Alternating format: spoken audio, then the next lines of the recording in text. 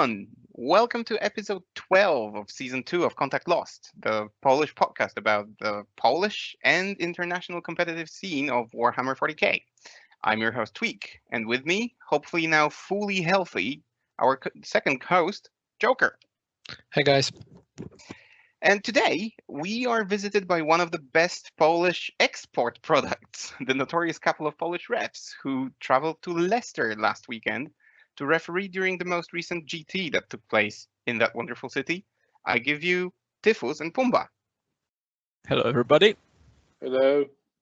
Hi guys. Thanks for agreeing to come and join us and comment a little bit on how refereeing went. But before we get to that, I think we need to mention some other stuff as well, because the weekend was very rich in events that happened all over the globe. But I think the most eyes of most players were attracted to the US Open, so the competition where G-Dubs actually presented some new rules, some new, I don't know if rules, but some new missions. So a question to you. Let's start with Pumba. What do you think about GW's new way of displaying new rules, like an exhibition tournament? Is that something that is now going to become a trend, a thing, or should they just post the new rules on their website and let people, digest it normally? I believe it will become the norm, and I myself don't necessarily appreciate this way of presenting new stuff, although I completely understand why it has become like that, because what they've done basically is capitalize on the clout they got from all of the major clubs that they now exist, especially in the US and UK. So like Glasshammer, Art of War, stuff like this. Goonhammer as well, of course, because people from Goonhammer were involved as well. And this is basically a way to promote the game also to new players. But what's more important, I think, is to promote it to the people who are playing on these major events that happen across the US and the UK in ITC system, because most of these guys aren't super competitive, but they know who the Art of War guys are or Glasshammer are. And I think this is just a promotional material basically for them. They've involved themselves in actually making sure the names that are displayed in there are very worthwhile, and they are just well regarded across the community. So I understand it like 100% as a marketing move, but for me it is nothing more than a marketing move. Yeah, they did do like two things in the same place, because I think that was firstly there was an exhibition tournament, and then there was an actual tournament, but with some preset lists, and players had to adjust to those lists and to new missions and so on. Typhus, do you agree with that way of promoting the hobby, or maybe competitive and exhibitions shouldn't really be mixed? I don't like it personally. First of all, it was a little bit of shit show with the things that you probably haven't heard, like the final itself being a game of Drukhari versus Eldari, just because the GW didn't want another Coven mirror, so they forced Brad Chester to play another army, which is just leaves bad taste. So I dislike it. But I'm mostly influenced by what I just said, right? Knowing some of the behind the scenes, I don't really like the idea, and I know the marketing side of it, just to basically use the fact that people know the names of those players that we're playing. But from a competitive player's point of view, it was just kind of pointless, because we still need to wait for the whole book. It was nice to get some insights what we will see, but it's not really worth our time to delve into those information at this point, because there might be even more hiding that Gloomhammer didn't leak, for example. Yeah, I just think that it's an interesting concept of GW actually imposing lists on the players they've invited. So they shaped the roster, they shaped the lists, they shaped the missions. It was absolutely owned by them, and they could do everything that they wanted with this. But yeah, There was one more thing actually. It was on such short notice that those people were invited that I think GW was planning for like 8 players, and they couldn't get those people that notoriously won all those events, like Richard Siegler, right? Or yeah, they John gave them Lennon. what, 2 weeks, right, or something like that. Yeah, it was like 2 weeks. So why? Like, I get it, like you want to make it a surprise or whatever, but I have a feeling like it was done hastily and without much thought, but it might be just me.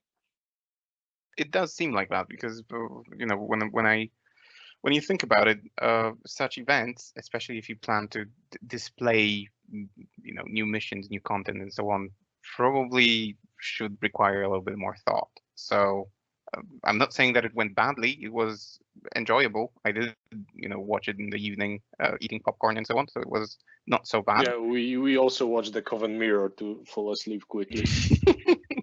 Exactly. Literally. Yeah. So I mean, you know, it was a show. I wouldn't call it a tournament. I would say it was a show, and at that, I think, you know, they achieved what they wanted. Publicity is there. People are talking about it. We are talking about it. So, yep. Yeah, So, I think one good thing will come out of this, because GW already kind of hinted on it, is that we will have a similar circuit to what Fantasy Flight Games has with X-Wing. So that coming over in next year with like invitationals, like people winning all those huge events getting invited, and some more tournaments actually coming over to Europe to actually get those good players, not those US ones. Throwing shade again, yes, yeah, that's what I do. start. I think that's actually a great idea, and that might even how to say it. This might make people who are good and play mostly team events, as we are mostly focused on them, make play singles to actually travel and see all how it works in those sponsored invitationals or like the World Cup, however you call it. Yeah, and there is room for new perspective because, you know, Europeans, I guess Europeans play this game differently than Americans who have pretty much dominated the internet with this. And it was actually quite funny to hear that the US Open was won by a Brit. So, yeah, Against an opponent who was forced to change an army, yeah. that's another story. But yeah, most of the people didn't know that when it happened. So, Yeah. I mean, I think it's fair, by the way, because the Leicester GT major with 350 players was just won by an American. so that's like a payback or something like that. Yeah, absolutely. So maybe let's not focus on, you know, on the players themselves, but let's focus on the things that GW has actually previewed. So the rules and the missions. Have you had a chance to look at them, and what do you think of them? We had a quick look, and we read the Gunhammer article, and I think we have like first thoughts and hot takes about them. But of course, as the book isn't actually out and there wasn't any testing, these are just like hot takes at this point. But yeah, for me, I'm very surprised by the change of primary missions because I don't think it was very expected. Although I understand where they are coming from, the missions, because what they did, if someone doesn't know, is kind of consolidate the secondary mission objectives to the primary objectives. So you're basically forced to take 3 secondaries that are not connected to the missions at all, and each mission has its own primary goal. And that would probably cause like missions not to be so samey, which is something that happened a lot. Not many mission secondaries were picked during the games, and I think they wanted to make every mission completely different. I would follow up on that and say that you could actually split the missions into two sets. Those that you nearly auto-pick the set secondary and those that you never pick. Pretty much, yeah. Pretty much. That was what was the choice basically previously, and I think they wanted to make every missions not just like a setup of a deployment plus objectives, but actually make them a little bit different in each one of them. Because special rules, not many missions actually even had special rules. Like I know from the top of my head, the sweep and clear, so the quarters, and the vital intelligence, so the diagonal deployment had their own little rules that allowed you to control objectives even if you weren't on them, if you control them in your command phase, and that was like the only differences that the missions actually had between them, right? So I think the goal here is to make every mission like you think differently about every single one. And I think there might be another thing that needs to be accounted for is that we are playing the same things for over a year now, and it can get pretty stale. Like some games are so similar to each other when you play certain armies, and actually having to kill something, because when you watch most people playing win draw lose system, they do not play for killing, they actually play only to get their points. And incentivizing killing models, I think, will result in more, let's say, interactive gameplay. Hopefully. But do you think we might be seeing some drifting away from the usual model of take and hold, if you will, for, I don't know, maybe some sort of a new mission? Because that part hasn't really changed. I mean, they've changed the amount of points you can get, but do you think there is some potential to introduce something completely new, or not necessarily? I don't think that's going to happen anytime soon. I think they will stick, at least for now, to the primary scoring system that we had previously, because the two new missions they showed completely had the same system. Basically, they just reduced the number of points and converted like some of the points that you get from primary to this special mission primaries. But I think holding objectives will just be a little less important, I guess, because of course you get less points from them now. But I think the whole setup, or actually more important right now, because you will try more to get previously 15 points, so you can actually get those 12 in new setting. So maybe more, you won't be incentivized to, for example, when you're going second, to get 3 times 10 and 15 at the end of the game, and be more interactive rather than focus on the fact that you can just get 5 more points from primary than your opponent by just sitting in your deployment. I think it very much depends on how easy are the mission primaries to score in each mission. I think there will be missions in which they are hard enough that the primaries will actually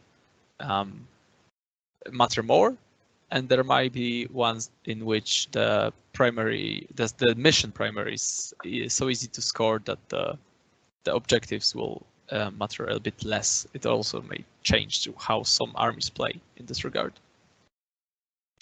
Yeah, I wanted to maybe risk a question. Do you think that with those missions, secondary missions, for example, changing, or from now on, some missions will be possible to be completed by bikers or characters, so something that wasn't there before?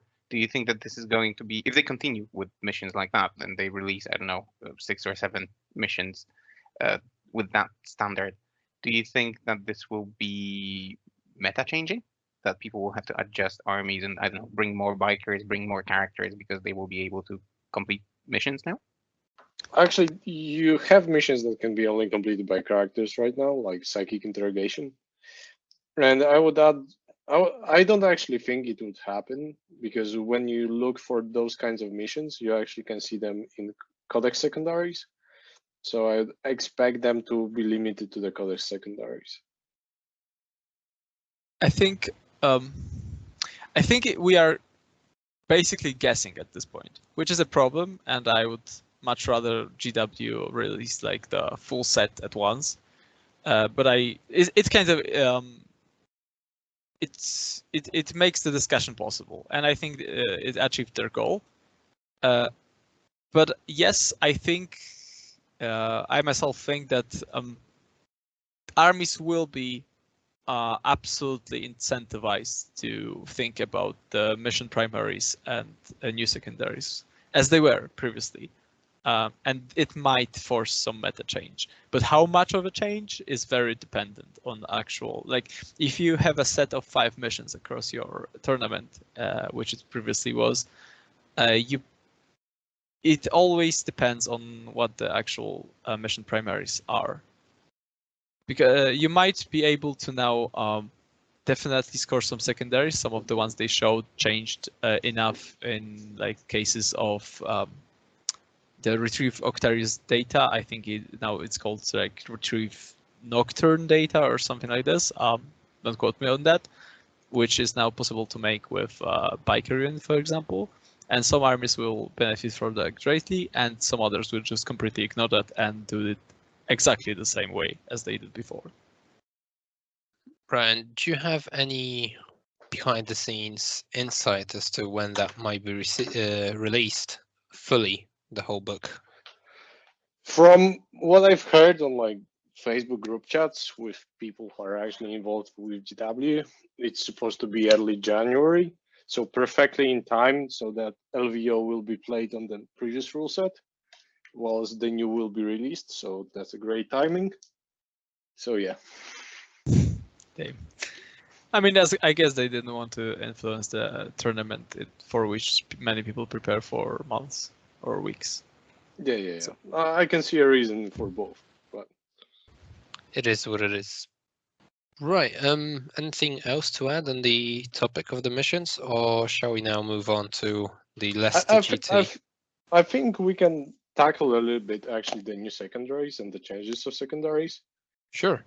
I think we can actually talk quite a bit about it. What do you reckon, Pumba, is the biggest change for you? For my armies, let's see.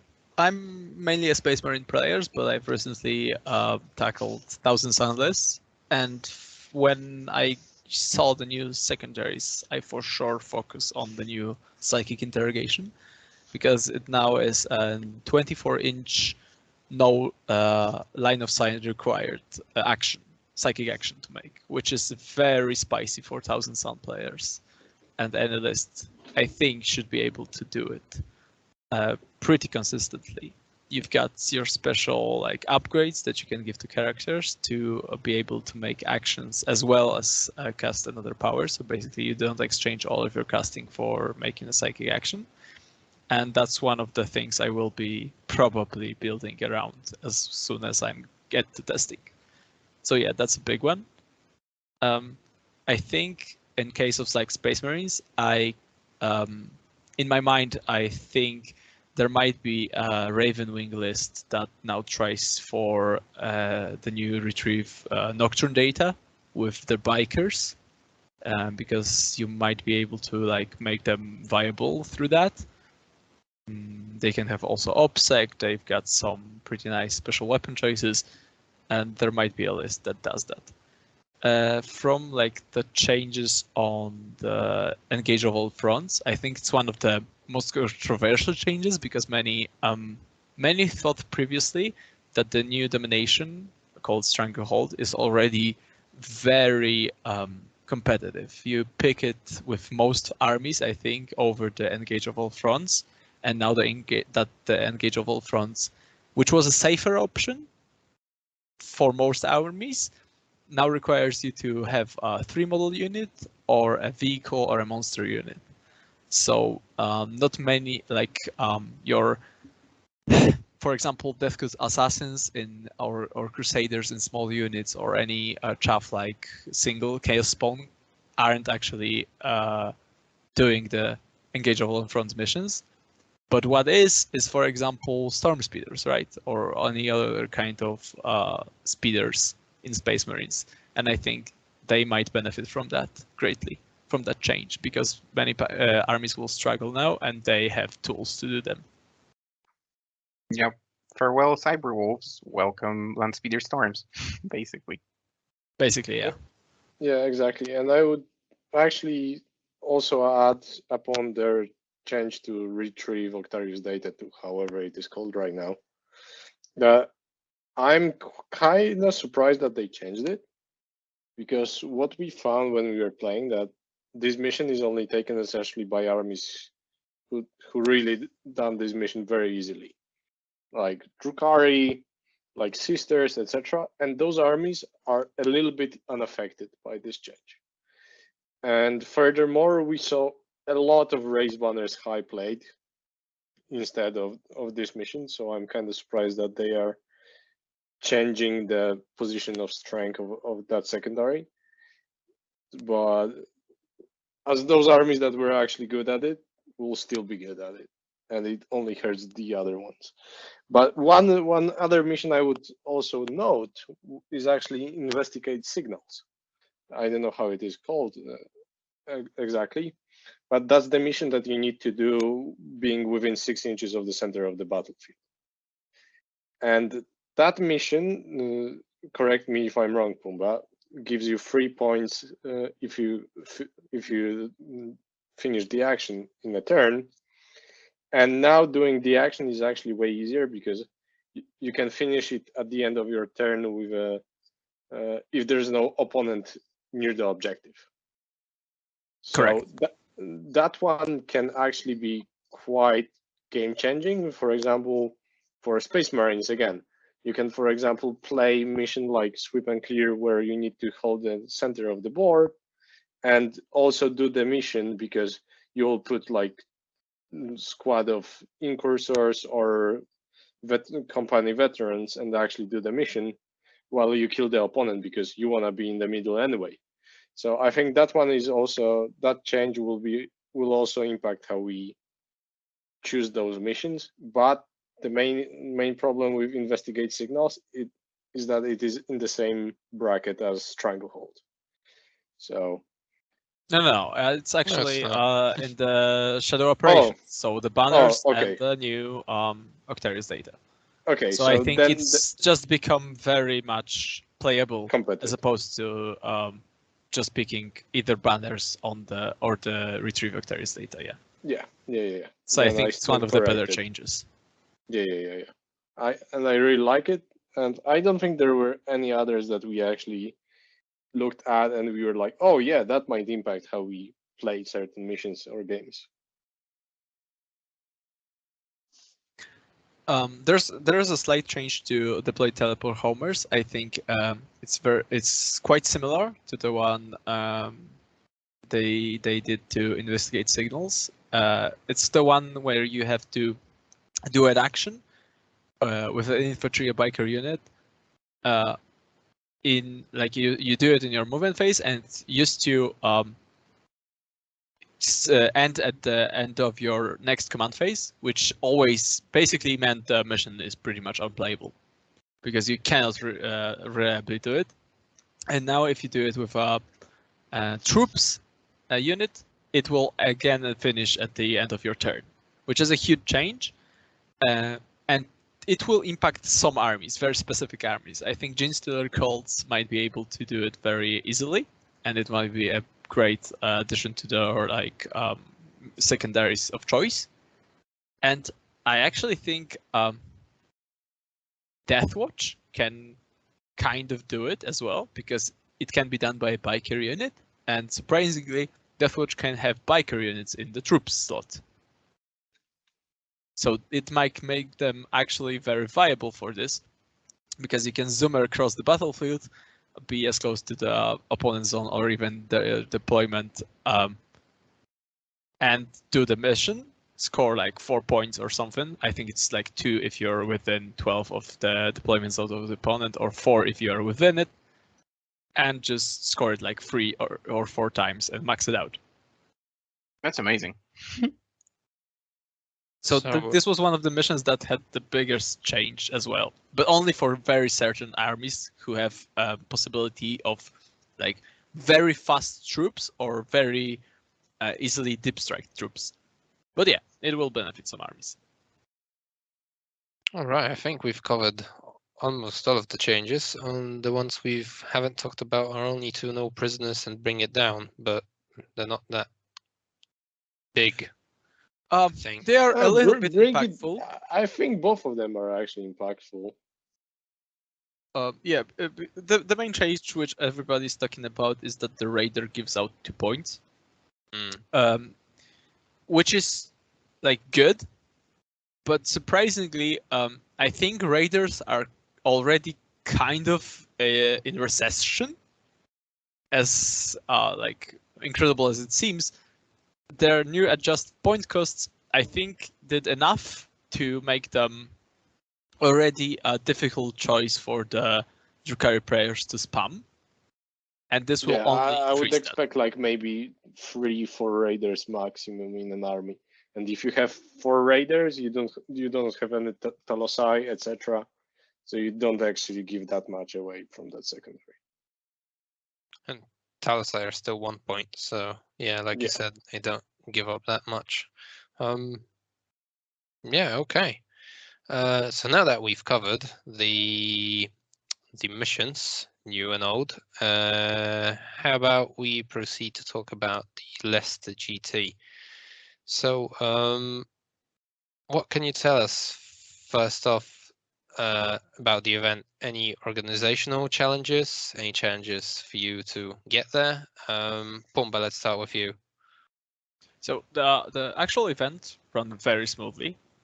Like incredibly smoothly, considering it was a 350 players event and there was also like a smaller AOS tournament at the same time. There were no major issues at all. And as many people know who organize tournaments, even small ones can have like delays and stuff, and there was nothing. So I'm very impressed by the level of organization Zach provided there. The problem we had is that we've got basically the changes to the new COVID restrictions, right, in the UK. So we had to reschedule our flights and fly to London, do our day 2 tests with the 24-hour results, and then travel to Leicester in the same day, all of that. So that was our like main issue, but we've managed without much trouble anyway. So I think we're fine for that. Yeah, it was just another day we needed to take. I needed to take. How do you call it when you have a free day at office?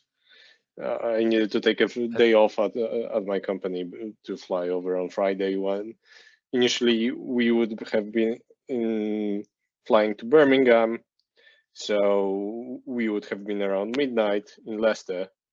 So I wouldn't have to actually take a day off. But that was the main difference. And I got the pleasure of someone sticking to my nose, actually throat. So yeah, that's another thing. Yeah. Were there any specific, I don't know, safety precautions at the venue itself? Well, you know, the players have to obey some rules or something like that, or was it still, you know, fairly laid back? It was still pretty laid back because main restrictions applied to people coming to Britain and like public spaces and public buildings. So of course the private event doesn't qualify for that. People were encouraged to wear masks and many did, but there were no like hard rules upon that. So how about, you said that from the organizational point of view, there weren't many challenges. How about the refereeing itself? When we spoke about LGT, you said that there was this fantastic command center. Well, I wanted to say solution in place. So you had like a WhatsApp group and you could communicate easily. So did that transfer to the Leicester GT as well? Did you use the same system, or was there something else in place? So basically, it was only S2 plus Zach as a referees, and Zach was mostly for like easy questions and calling us over to a table that we've missed, as someone was looking for a referee. So essentially it was me and Pumba ruling everything, and Zach trying to optimize stuff so we can actually help the players in need. So we were scared at the very beginning, but again, the British community delivered, and I don't think we had a case where we actually had 3 people asking us at the same time, so we couldn't help them all. We had the cases where we had to go over to 2 different tables, and for example, both of them were kind of difficult questions, so we had to consult with each other how to fix them, but it were like singular cases. So from like referee point of view, there was probably even a little bit less work done at LGT, where there was 3 of them, 3 of us, and the command center. I don't know if that's also Pumba's point of view about the whole event. Yeah, I was surprised how smooth it all went, despite not having the hub that we used to have at LGT. And as we Petrus mainly said, stayed at the top tables as well. So it's like there were basically 3 rows of tables and 2 alleyways between them, and which we patrolled at all times, or we tried to, as long as we weren't at the actual table helping people. So there was no like WhatsApp group, there was no hub as it was at LGT, but we still managed. I think there weren't any troubles, like major troubles. Also, the field wasn't as stacked with competitive players who were just going at each other's throats. So the first tables weren't as heated as they used to be at the LGT, because at the LGT, after a couple of rounds, like the first tables were very competitive.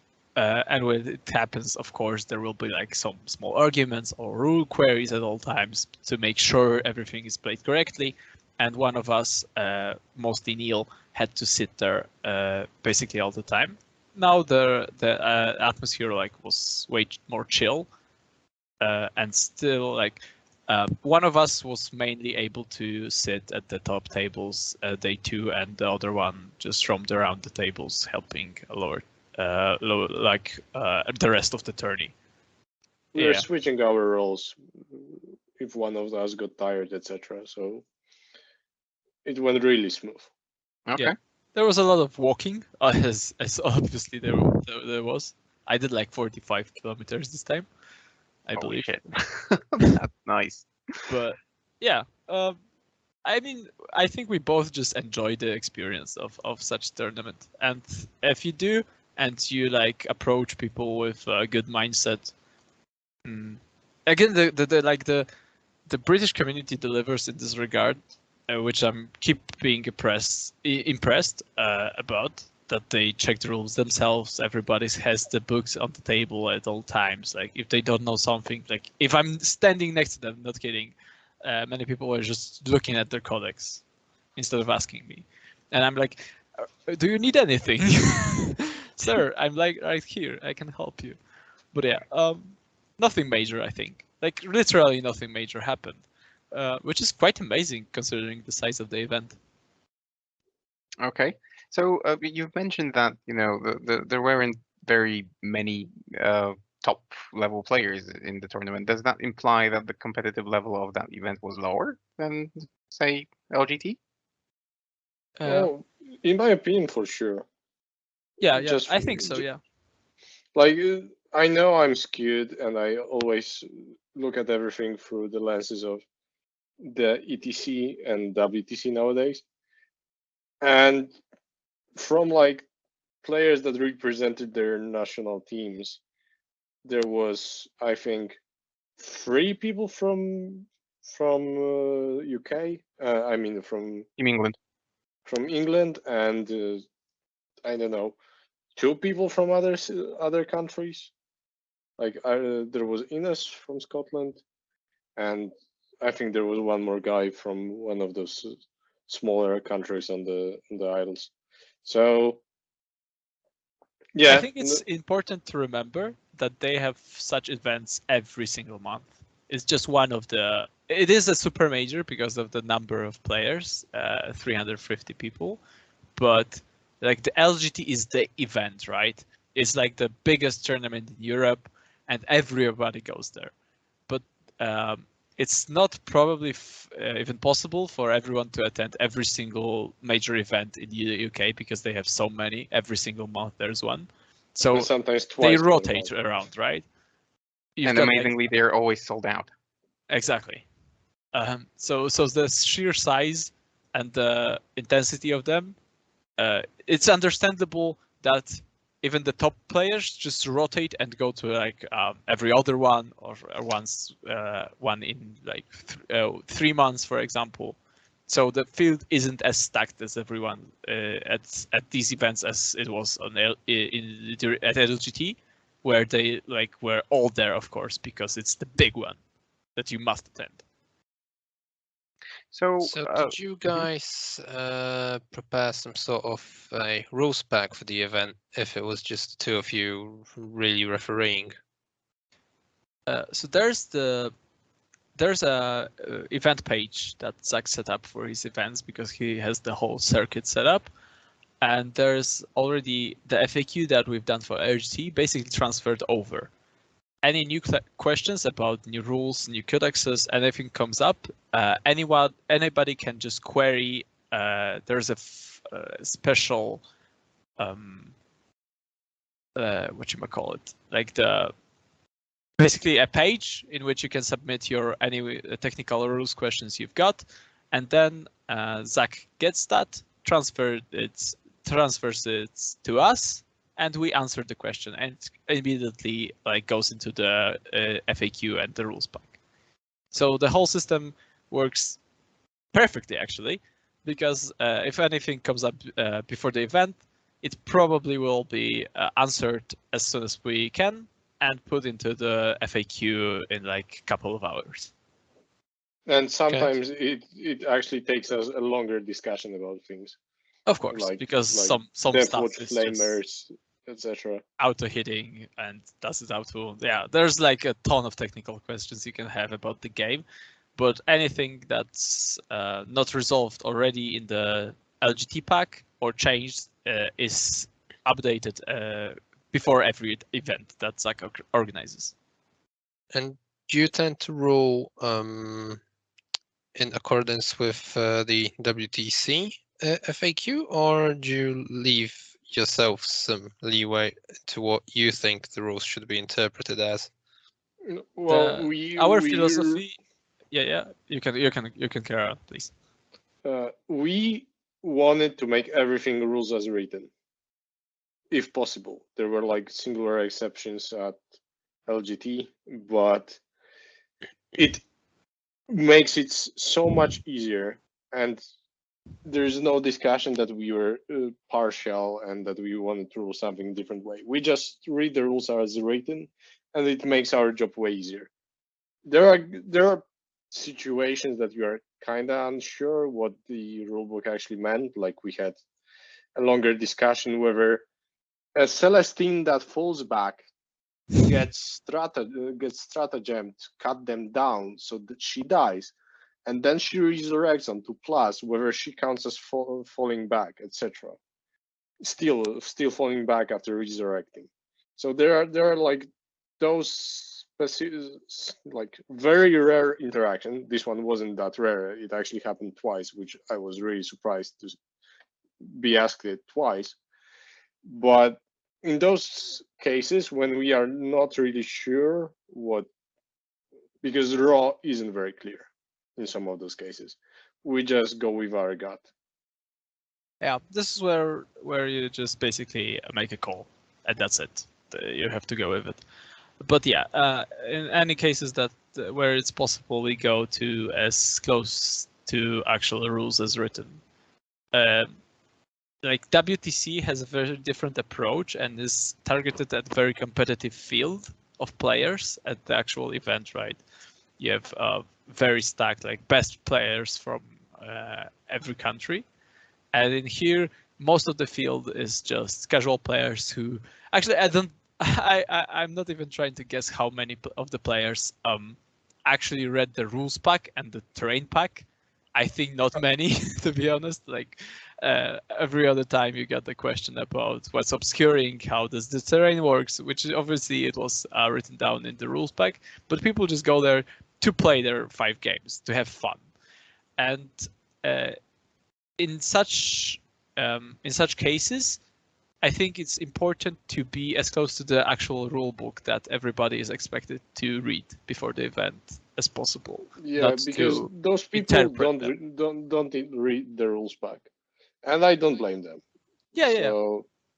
They just want to roll dice and have fun. Like top players probably will be like very much prepared, read the rules pack and stuff like that, and the FAQ that we've done. But yeah, I think just going with rules as written simplifies things for not only for us but for everyone involved. Okay, so tell us something about what you've seen there actually on the tables, because apart from being refs, you are players yourselves. So I've been following the tournament on warhammertournaments.com, so the account on Facebook where Zach publishes his videos from the event and so on. And I think I saw that in one of the final rounds there were many people that had a 5-0 score, so like they won 5 games basically. Does that mean that you know the spread of the armies was interesting and quite big, or does it mean what were the armies that actually reached the top? I know that the Orks won, and that there was a fight with Drukhari, I think. But was there a wider spread of armies in the top, or were there just a select few, the top armies, the notorious ones that we see in most tournaments? I think it was half of them were Drukhari. That's a shame. And there were singular like instances of, I don't know, Orks, Dark Angels. I think Thousand Suns did pretty well. Yeah. I think there were like 3,000 Suns. I think there were it's important to remember that the top 4 players were decided. Like the actual tournament ended after 5 rounds, right? But after that, you've got a 2-round playoffs with a semifinal and final, and that is top 4 players.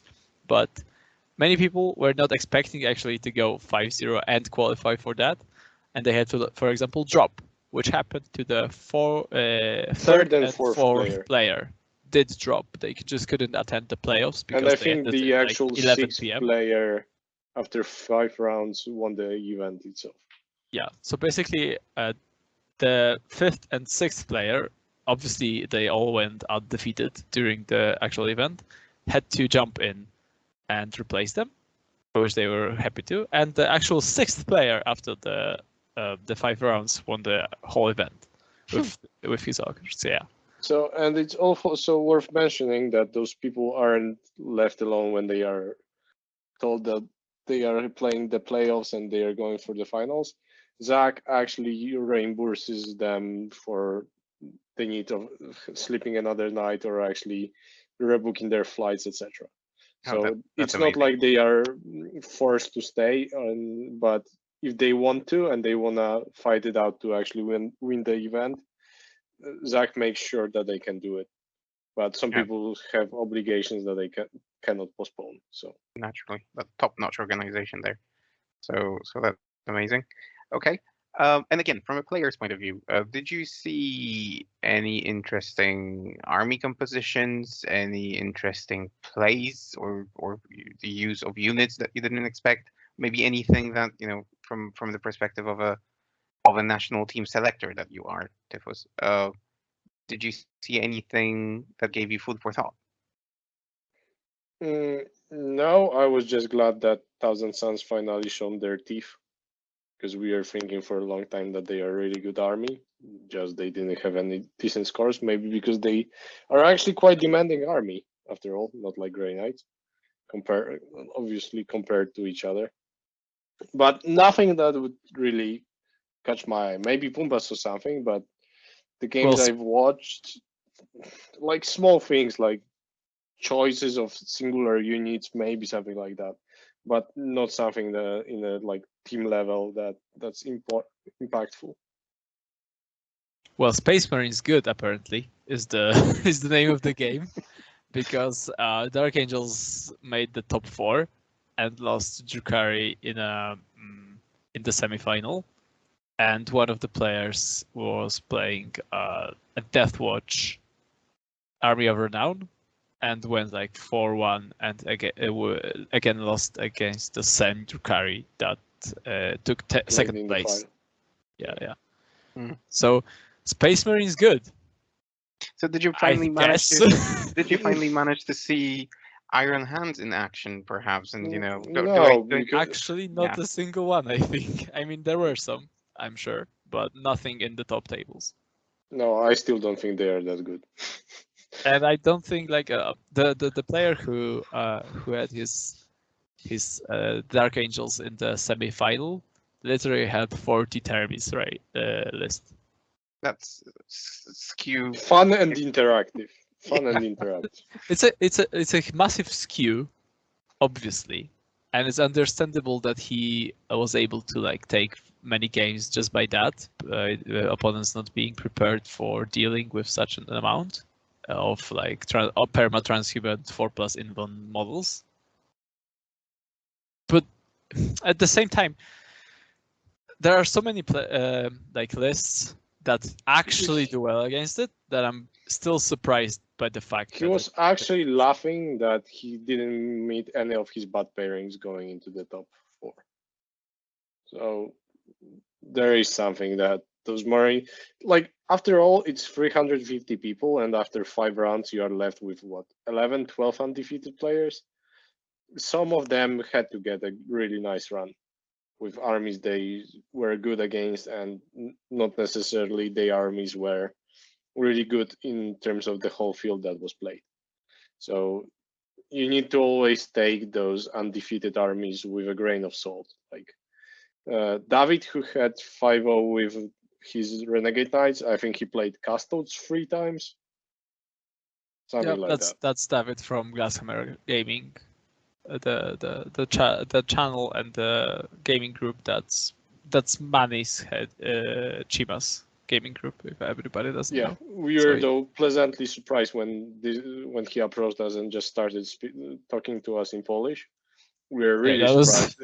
And there was actually another guy standing beside that's Polish and that was living in UK, and he started talking in Polish as well. And we were like, what? What are the odds? Yeah. So, are the meta at such an event, if there is one, does it compare to what we have here in Poland in any way? That's a tough question. It's a completely different meta, I'm gonna say. I think there are many things that will work in both, or some things that will work in both, and some that completely don't translate, and you will get slaughtered immediately. I think Space Marines are the biggest difference here. I think there are so many Space Marines, as they are just such a popular faction, that first off, you come against so many that if you are playing like a better version of Space Marines and just defeating other Space Marines, you can get like a 4-1 finish. And if I don't know if that's very representative of like the whole meta, it's just representative of the fact that Space Marines are in a certain place and other Space Marines are better, and the field of 350 players, most of which are semi-competitive or casual, is just causing the other Space Marines to make better results. But as soon as they hit like a Drukhari wall, they get slaughtered, for example. When we compare those events, I would also compare the fact that when you go to like a big event in Poland, which is, let's say, 50 people, you actually have like 8-10 people who want to be within the team, within the national team playing there. And you have like another 10 people who are just behind that skill level. And that compared to how many players casual players are actually attending those UK events, that completely changes the perception, because in our community, everyone is basically a power gamer, maybe Compared with to- exception of yeah. few people. Yeah. And that changes the whole dynamic completely. So you cannot directly compare one to the another.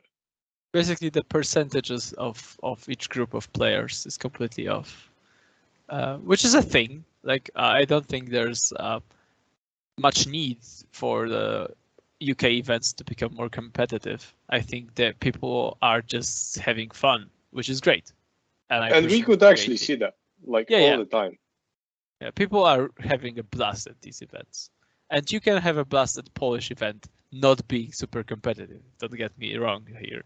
It's just percentages are off. Like the fact that there are so many people in one place and there are 5 rounds is again like you can get a 4-1 or 5-0 run not playing like a hyper competitive super good person, which will just not ever happen in our event because the 20 system causes that. The amount of like superpower gamery people in the events also causes that. Yeah. Yeah, and if you account that if we even played win, draw, lose in like 50-man event, which we play for 5 rounds, after 2 rounds there will be like 12, 13 undefeated, which would be the same thing that happens at those events. But in our tournament there will be like 3 more rounds to actually determine who's the winner. So there's another layer of difference that a lot of players with not a lot of rounds always will skew the perception. Yeah, it's just a long way of saying the metas are not very comparable, and it's very visible to us as referees as well as players in Polish events. What I'm the most surprised by, and which I tried to I tried to talk about it with many like good players like Malik and David and other people that we got a chance to. Ines, for example, yeah, from Team Scotland, is why they never played Necrons. It's one of the biggest mysteries for me because in our mind, and I think the whole of the Polish community, and not only Polish community, from what I can see from some like European events, Necrons are really good, especially now after the balance change. They are one of the better armies you can bring, and there are just none there, like couple, I think, or like 5, maybe 10, and never on the top tables. But are you I talking just from the cannot. perspective of singles or team tournaments or both? Both. Even singles. Both. I'm gonna be honest, both. Like they are better in teams, I think, but they absolutely can hold their own in single events. I think people just don't want to figure them out there. Like they are considered to be a solved problem that's which has like a year and a half old codex. They are done, and like everybody knows what they can do. But I've never seen a Tomb Blade on the table. Not at LGT, not here, ever. Which just cannot. And like, when you talk to those players, like top players, they all disregard this army. Yes, completely. Like Malik, probably they just don't have good enough players playing those armies to play this against. Like Malik was thinking like he always wins against Necrons with AdMech, and our perspective lately is that it's completely not true. The Ines was talking like, you don't want to bring Necrons because then you have to face off against Grenades, for example, and you just get slaughtered. Well, yeah, and that's not the paper, case from our experience. This is not the case from our experience, right? Like after some testing. and I think same applies to, for example, we see Renegade Knights as really powerful army right now. Yeah, I wanted to ask about that. And there weren't many players there, and even David, who went 5-0, he admitted that he had no clue when he was building his roster. Like we told him that he can actually score third secondary if he remodels his list, and add some points for summoning. And that's a thing that I mean, I get why certain armies do not appear, because they, for example, do not win by 100 small points, so you'd never get into top 4. And they just win by denying your opponent points. So I get it why in the win draw lose system that you have limited amount of runs, why they are non-existent. But they could still easily get 5-0s. Maybe not get into top 4. Were there any Tyranids on the tables? You would expect that, after seeing Manny succeed, take second place at the US Open in Texas, that Hiveguard are going to dominate the events and so on. So what happened there? I've only heard about one player who I think got his Hiveguard charged through a wall or something, and that was it. Were there any other notable? Starting from the beginning, there were plenty. There were plenty of Tyranids, and all of them. There was Harridan. There was a Harridan list, which was a big ass model. I can tell you that now. I've never seen it before, and all of them were running plenty of Hiveguard, at least 12. Especially on the LGT terrain, it's extremely easy to hide them all on the levels of a big ruin in your deployment zone, which you oftentimes get on many missions. So there was a lot of Tyranids, and their problem was basically the fact that there was also like a shit ton of Coven lists, which are great against them, because Tals don't care about the Hiveguard at all. They just don't. And nearly all games of Covens versus Tyranids that I've seen, Covens went first. So I've seen some that the Tyranids started and still lost. Yeah, I think the Hiveguard are so inefficient. Like the -1 damage and 5+ feel no pain is actually the best thing you can gather defensively against the Hiveguard, and they just don't care at all.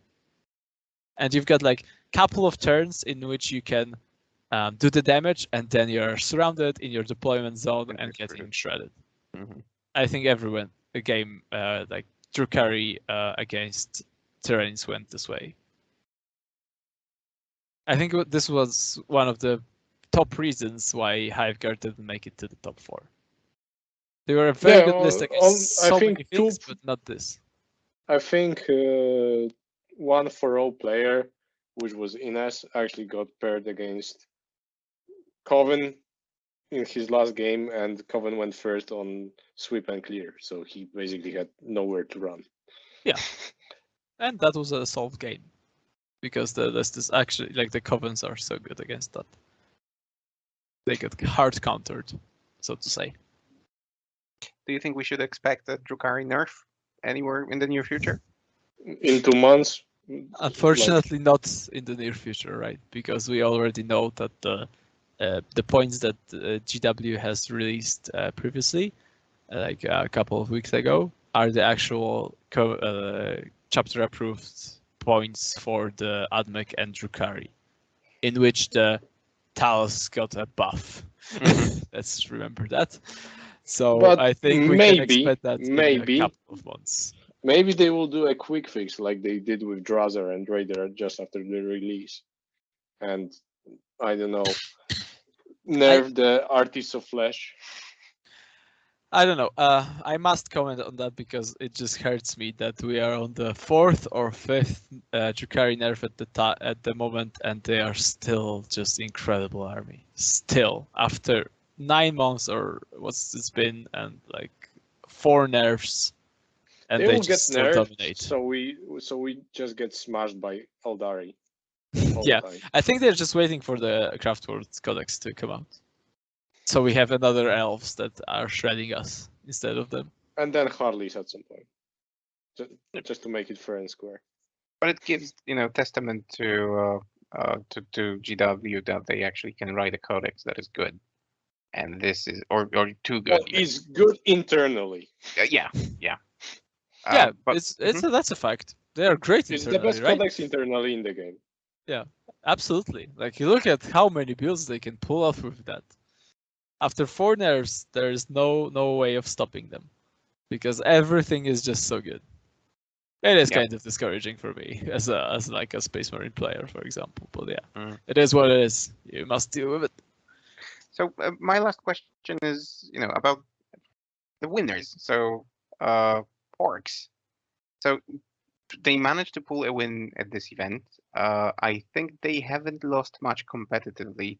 What is your take? Because many people after the data slate release were worried that Orks the changes were too heavy-handed, that maybe the changes could have been done in a different way. Maybe it was just the freebooters that needed a nerf and not actually the buggies. Because if you want to run a list of 15 buggies or 16 buggies, sure, why not? Just nerf freebooters and so on. And yeah, they still pull a win at an event like that. So are they balanced now? Are they in a good place now? Or is there still an issue with them? Well, they are They surely not balanced. they are incredible. They are ridiculously good still. And I will be the first person to admit after the balance state, I thought they were dead. And I was completely off with that call. Like, they are great. They are still amazing. And the list that won People the actual just had event. to take a look at different data sheets. Basically, Data yes, sheets. yes. That list that won the Leicester GT wasn't running the new speed mob as well. So no 5+ invulnerable save across the whole army, no OPSEC bikers, and it's still amazing. You just replace the buggies that you've lost with other ones. Turns out they are still busted for their points. They might be slightly worse, but compared to everything in the game, they are still absolutely incredible. Yeah, and the freebooters are still as good as ever, right? I think the Just list on different units. basically, yeah. I think the list that won run 2 blaster jets, which are considered very they aren't optimal, or they are just very risky pick, because you can just lose them in the first turn if you don't roll hot on the invulns and the opponent has enough anti-air, anti-tank things to blow them up. So they are a very swingy thing to bring. But in the singles events, if you get the good pairings, good matchups for that, or you go first every time, the planes are busted as they can be. Yeah, they are amazing. Orks are probably top 3 army, maybe top 2, maybe top 1. So there will be arguments about that, yeah. But this is very close still. But I would say they are more skill intensive now, even though they are still dumb. Now you need to think more about how you actually move your models instead of just pressing buttons. Yeah, I guess you don't have 9 buggies now, right? Just hiding behind ruins, so there's actual movement phases in the game. And planes, even though they are dumb, you need to move them smartly so they aren't forced to move off the table as soon as they do anything. Yeah. I still haven't played against the speed mob, which terrifies me, to be honest, because when I'm thinking about stuff that can blow the buggies up, like Meltas, Spam, or Lascarians, and to think that they will get the 5+ invuln across the whole army against that, it just terrifies me to the bone. the ability, the additional ability for them to survive so much, with their -1 to hit, 5+ invuln across the whole army, still ramshackle, they will be very hard to move off the table. Especially with new secondaries, that the small units that were doing the missions will not be as effective. Yeah, I can already imagine a unit of OPSEC bikers doing new Xer scramblers and stuff. By the way, yeah, obviously. And the engage of all fronts, they are still all vehicles, so there's no problem there. Yeah, they didn't get punished. They have flyers. They have flyers to engage as well. Yeah. They basically didn't get punished in the secondaries in the slightest, and maybe even buffed a little bit. Dare we say that's another well-written codex then? No, I think it's a terribly written codex. I would say it's the worst codex in this edition. Yeah, I Holy agree shit. with that statement. Okay, I agree with that that's strong. statement. Yeah, Hmm. it's only good around this very specific ramshackle build, which many people expected. I think there isn't much else in the codex at all. Like the infantry is chaff. There's no real melee like cards. I think there might be an option for orcs to make a list that is decent or even good, or like there are some options which are just haven't been explored enough because the ramshackle spam is just so backbreaking for many armies that there is no need to explore further. Such was the case with Covens, right? At the beginning of Drukhari, no one even looked at the Covens except for the Flamer spam, which was prevalent in the very start. So I don't want to be the guy that like goes, there's nothing else. Definitely orcs are complete trash. But internally, between the ramshackle build and anything else, there's a huge gap. Like And even between the buggies themselves. Like you have squeak buggies, scrapjets, and for a long time nothing, and then custom booster blasters. and there's apparently there are others. Nobody heard of them, but there are other buggies. Yeah. But yeah. I agree with the Typhus here. Like the internal balance of the codex is pretty much not existent.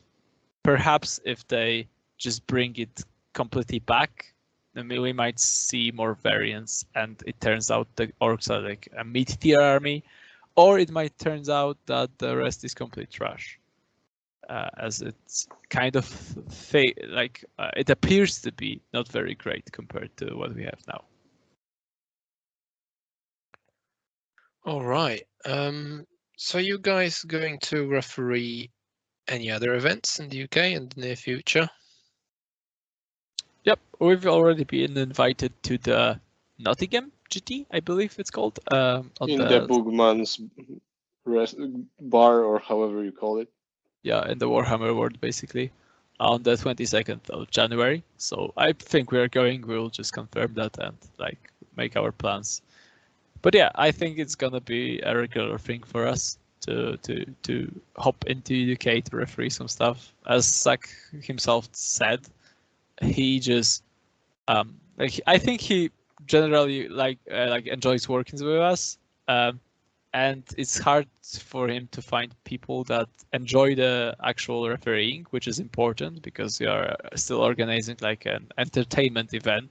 You don't want the judge to be rude or like unpleasant towards the players, right? Nobody's going to that. And the players who are good enough with rules and good enough players on themselves that they wouldn't be like prefer to actually play the event in the UK. And we also can understand the nuances of very competitive play. So when we see people agreeing on something, we will not be strict about rules. We know how it works actually on the table. Yeah. Yep. So it's clear that Zach enjoys working with you. Clearly, we are also enjoying working with you. So hopefully we get to invite you to further episodes, and you can give us the talk about the intricacies of the future events as well. And more shade. And more. That's always Even more. welcome. No, that's my domain. That's my domain. Enough. Right. I've consulted with Joker in the chat that we are very much out of questions now. So is there any final messages, any final shade that you want to throw before we close this one? Well, about the team tournament that's gonna happen in February, I think we'll field the Polish penal expedition to tell some celebrities that they might not be as good as they think they are. Can't wait for that. So which tournament are we talking about? There's gonna be one team tournament somewhere in February happening in Northampton. In UK, Am I correct, Pumba? Organized by Zach himself, and we got basically invited to that. So there surely will be like an expedition to make things clear that the UK scene is not as good as they think they are. And that Necrons are actually decent. Yeah, that's our point to prove, especially after talking with some top players there. Yeah, that's definitely something to look forward to. So yeah, we'll make sure that we cover that as well in our podcast. For now, I think we will conclude.